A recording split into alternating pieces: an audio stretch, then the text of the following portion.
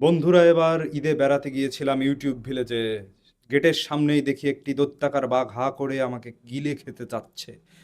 আমিও সাহস করে তার পেটের মধ্যে আগাতে আগাতেই দেখলাম যে ইউটিউব ভিলেজ আমাকে স্বাগতম জানাচ্ছে একটি রৌদ্রোজ্জ্বল গুহার মধ্যে।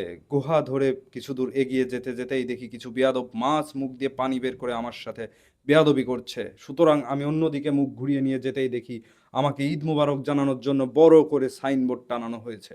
আমি খুব খুশি হলাম তাতে। তারপরে রাস্তা ধরে হেঁটে যেতে যেতেই দেখি লাল নীল ভালোবাসা ঝুলছে। আমাদের দেশে যে এত ভালোবাসা, এটা আমি কখনোই আশা করিনি। সামনে আরো বড় ভালোবাসা দেখে আমি এগিয়ে যেতে থাকলাম বড় ভালোবাসার দিকে। ইতিমধ্যেই আমার চোখ পড়ে গেল একটি ভালোবাসার গাছে, যেখানে কত ভালোবাসা রক্তাক্ত রঙে ঝুলছে। বড় ভালোবাসা দিয়ে এগিয়ে যেতে যেতেই দেখলাম আরো বড় লম্বা ভালোবাসার রাস্তা।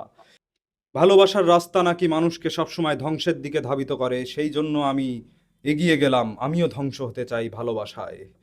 কিছু দূর এগিয়ে না যেতে যেতেই ভাবলাম, এই ভালোবাসাকে যদি আমি উপর থেকে দেখি তাহলে কেমন লাগবে। সেই জন্যই আমি ড্রোন বের করে উপরে ওঠার চেষ্টা করলাম। উপরে উঠতেই আমি দেখলাম প্রথমে বড় ভালোবাসা এবং ইউটিউব ভিলেজ নাম লেখা। যদিও আমি এখানে কোনোদিন আসিনি, যার কারণে ইউটিউব ভিলেজ সম্পর্কে আমার কোনো ধারণা ছিল না যে এখানে কত ভালোবাসা। ঘুরতে ঘুরতে আমরা এগিয়ে গেলাম সবুজের নিরালায় হারিয়ে যেতে। এগিয়ে যেতে যেতে দেখি সেখানেও কিছু ভালোবাসা। কিছু পাপী ভালোবাসার উদ্দেশ্যে দোলনায় ঝুলছিল এবং তাদের ভালোবাসার প্রায়শ্চিত্ত করতেছিল।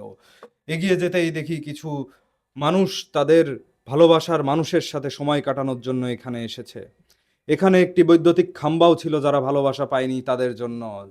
যখন ইচ্ছা ঝুলে পড়ুন। এখানে ছিল ভালোবাসার একটি ব্রিজ, যে পার হতে পারবে সে জয়ী এবং যে পার হতে পারবে না সে ছ্যাঁকাপ্রাপ্ত আসামি। এখানে ডুবে মরার জন্য যথেষ্ট জায়গা ছিল। যারা ভালোবাসার মরা তারা জলে ডোবে নাকি পরীক্ষা করার জন্য অনেক জায়গা ছিল, এবং তাদেরকে অবজার্ভ করা এবং নম্বর দেওয়ার জন্য কিছু পরীক্ষক সেখানে ঘুরছিল নৌকা নিয়ে। যারা ভালোবাসা পায়নি তারা চাইলেই রেলে কেটে মরতে পারবে, এই জন্য একটি ট্রেন লাইনও বসানো হয়েছে এখানে, যেখানে চলন্ত রেলগাড়ি রয়েছে।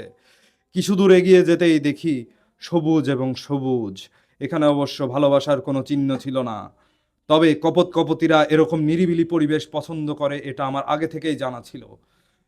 আমরা ঘুরিয়ে কিছু দূর যেতে যেতেই দেখি আরো একটি জায়গা, যেখানে কোনো নৌকা ছিল না। অর্থাৎ যারা একা একা জলে ডুবে মরতে চায় ভালোবাসায়, তাদের জন্য এখানে কোনো সার বা অবজারভেশন বা নাম্বার দেওয়ার কেউ ছিল না। ইউটিউব ভিলেজে ঘোরাঘুরি শেষ হতে হতেই আমরা এক্সিট দিয়ে বেরিয়ে গেলাম আরেকটি সুড়ঙ্গ দিয়ে। আপনাদের সাথে আবার দেখা হবে নতুন কোনো কন্টেন্টে। ধন্যবাদ।